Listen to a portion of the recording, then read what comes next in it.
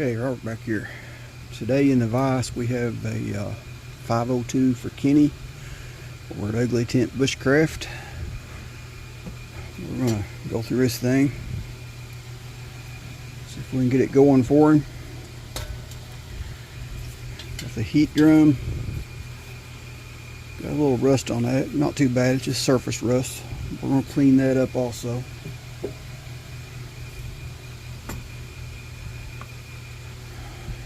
See, she got the cobwebs. She's been sitting around for a while. She got a little rust around that bottom edge where it's been sitting on the ground for some. So we're going to take the wire brush. We're going to clean that up. And I'm not going to repaint the whole thing, but I am going to clean this rust off the bottom and stop it. And repaint that bottom. Try to blend it in with the rest of it to make it look original. Close to original.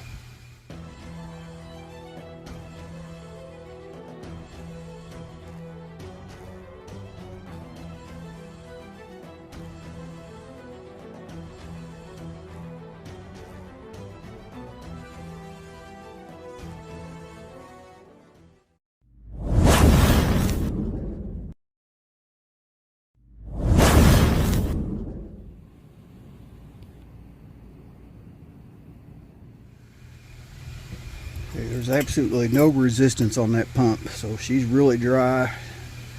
The leather shrunk, or either it's been replaced with one of the plastic ones, and they're really bad for shrinking. So we're going to go ahead and remove that. Just stick a screwdriver on your side and just twist it. Pry that one side out, and the other side should slide right out. Should be able to just pull the pump and pull her on out of there.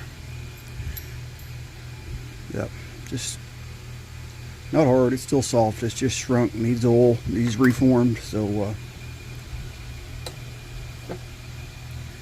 got this idea from my buddy Steve.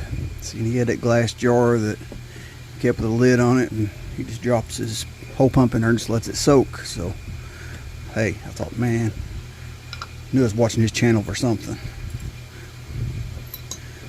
We're just going to let that soak for a while.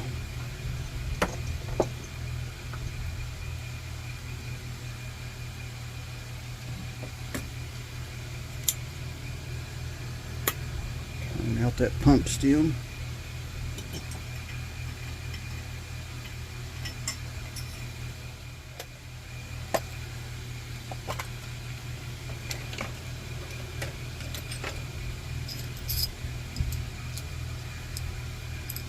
And remove that check valve. Which end we need. Definitely the other one. I'll just go with the tightest fit.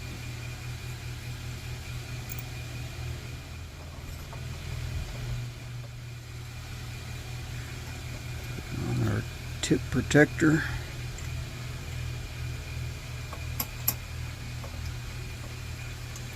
Right on the wing nut.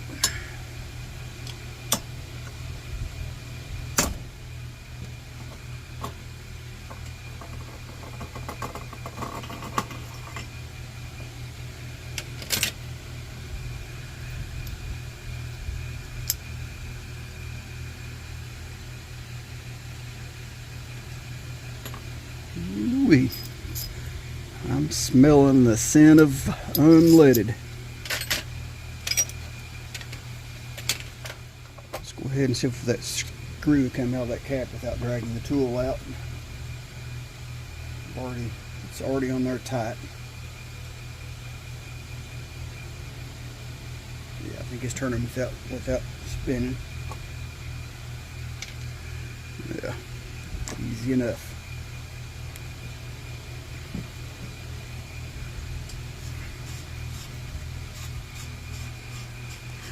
Cap was on her tight enough.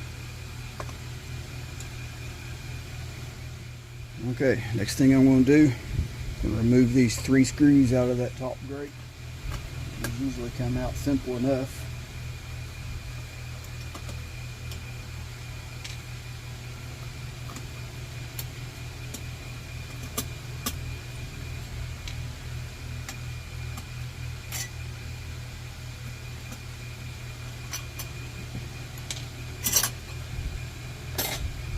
issues there. Not going to remove the generator yet, but I'm going to loosen it.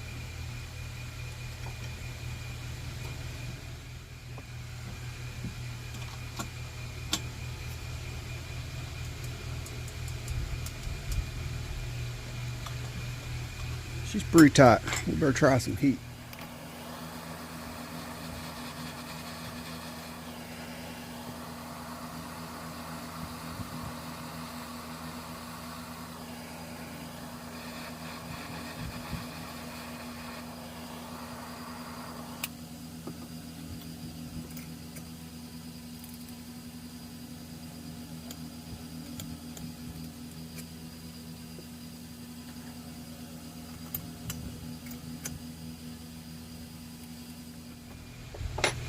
I tell you, that is the tightest generator I've seen. Let me lock this down in the vise real quick. I've never seen a 502 with the generator nut that tight.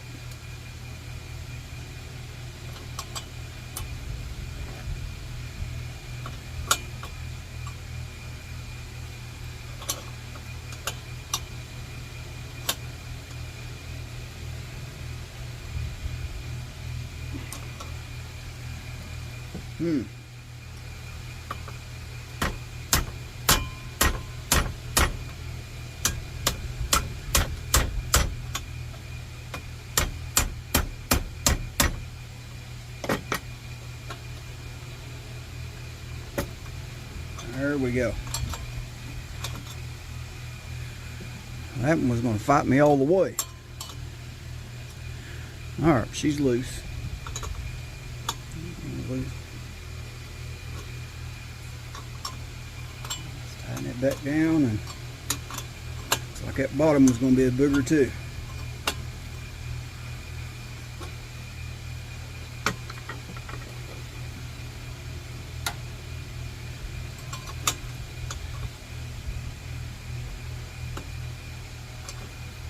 She come right off.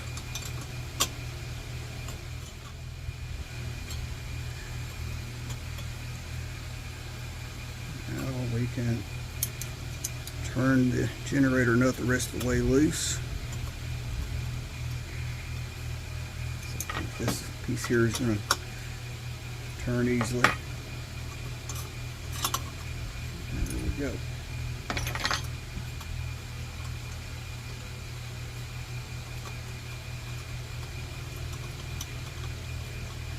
I'm going to pull down on that bottom fuel line. There's a little space in there.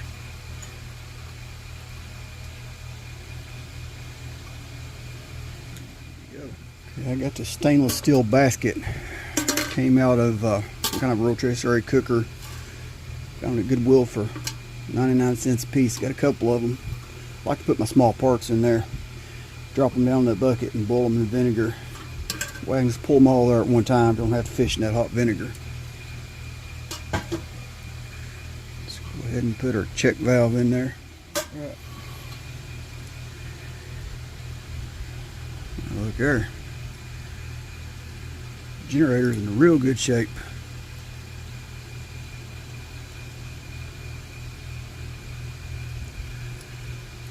So that whole thing, it can go in the bowl. Okay, next we got the 3 screws here in the top. These generally come out pretty easy.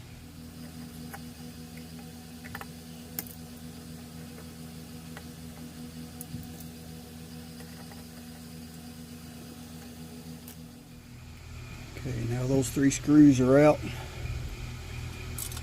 We'll just lift up our whole burner, all the rings and the top plate. And you know me, I like to run a piece of wire through there.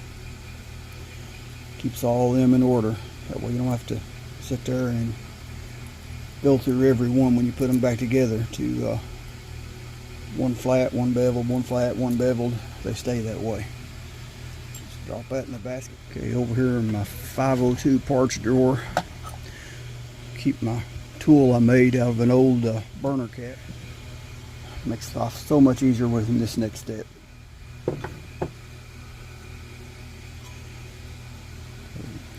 Set the tool down in there. You got the 3 screws that you pulled out of that burner head.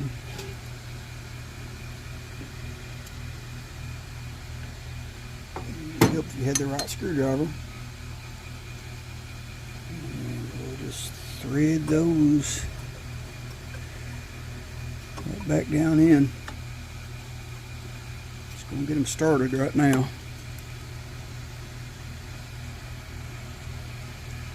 Don't want to tighten them until I get them all in there and lined up.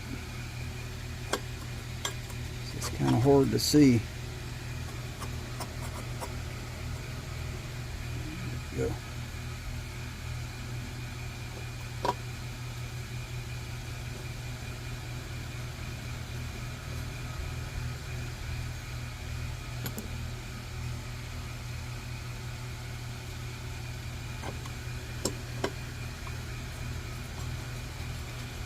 Now we can tighten these down.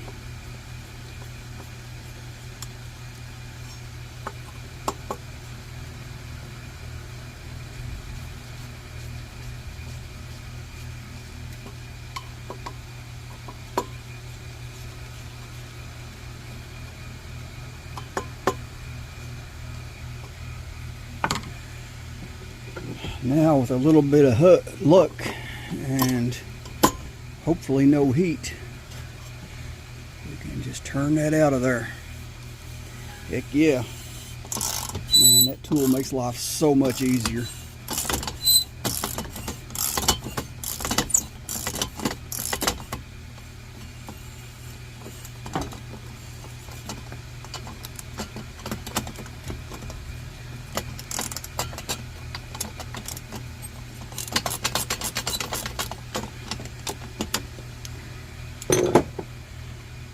Take it all the way out, we can remove our screws.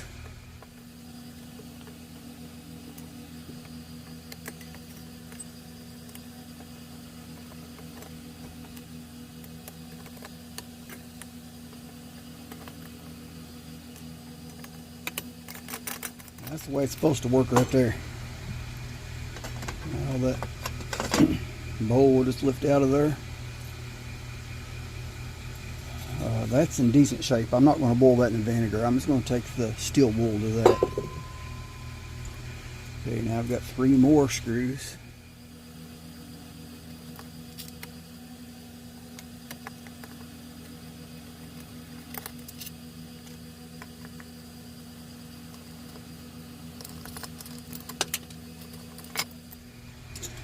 That'll all just fall right out of there.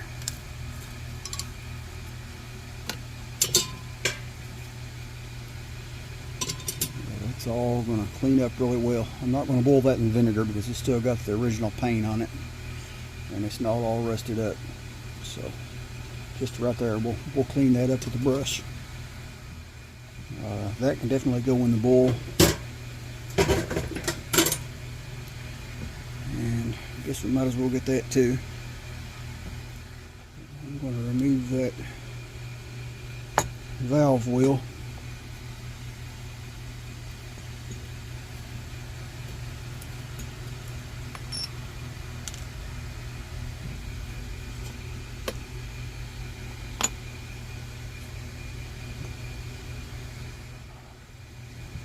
Put that leather on there to protect the brass. Got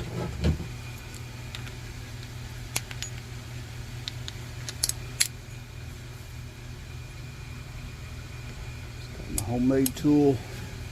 It's made out of a deep well socket. I just ground the notch in it. A little bit bigger than what I need here.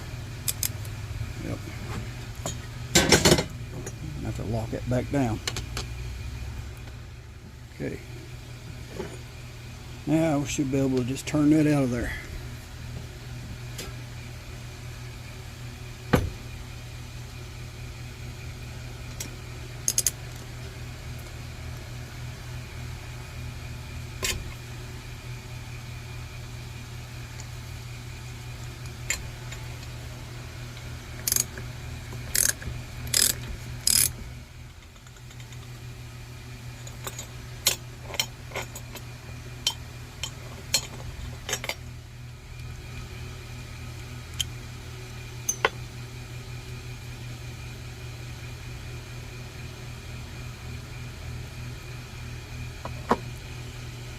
Okay, when we get to the part, we're just going to give that a gentle stretch. Been closed no telling how long. Just going to stretch a little life back into it.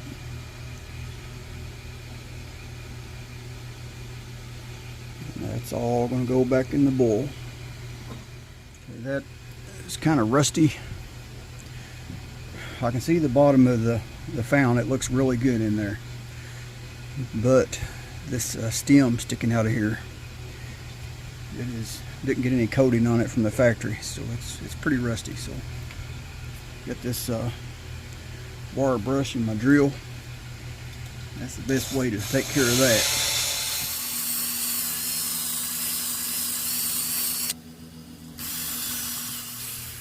I'm just doing right in the top of the stem. I'm not letting it go all the way down there and hit the bottom of that, because there's a coating in there from the factory, and we don't want to scratch that up. I'll take a little wire brush on the Dremel and clean up them threads a little bit.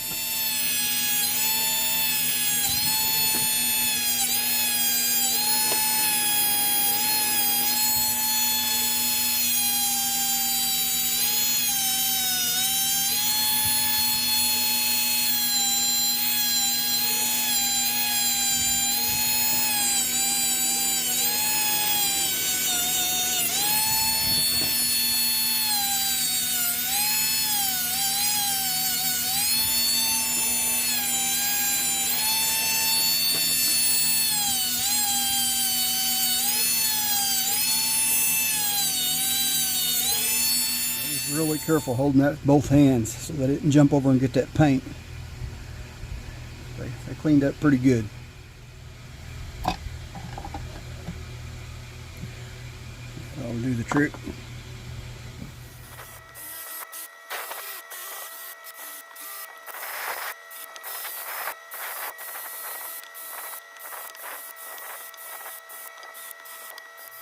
Okay, some of you all probably cringed when I broke out that wire brush wheel on that drill, but this has been sitting in the mud or something for way too long, and it's really starting to pit around through here, and it's critical to stop this rust now before it gets any worse, because it will turn into pinholes. So I'm confident I got all the rust out, so we can shoot a little primer and paint around that bottom edge. I'll tape it off and just repaint that bottom edge, and it won't look too bad. And I'll clean it up. I'll take some 4/0 steel wool while the paint's fresh, and I'll buff it with some Mother's Mag and make it blend right in with the rest of the fount. But hey, better be safe than sorry. I mean, nothing like a classic 502 with that pinhole. Matter of fact, I got one hanging right up there on the wall right now.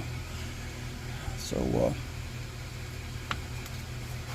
we're going to make it run again and make it last. Pour apple cider vinegar in here.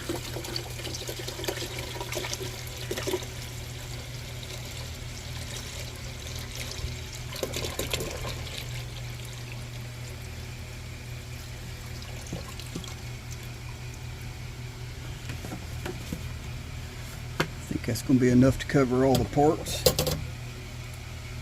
Yeah, everything is submerged.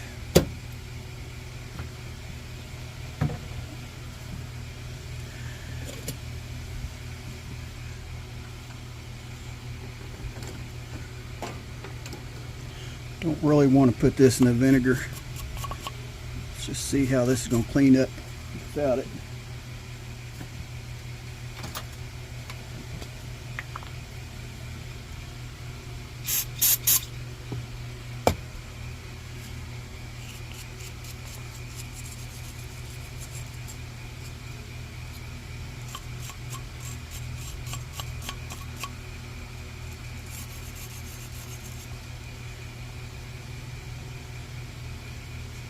Yep. As far as we're going to go with that carburetor cleaner's cleaning that off, but it's also cleaning off my paint. So we're going to stop right there, because that'll never be seen anyway. We still got all the original paint on it. I think we're going to be good on that. This is not going to look perfect anyway. It is a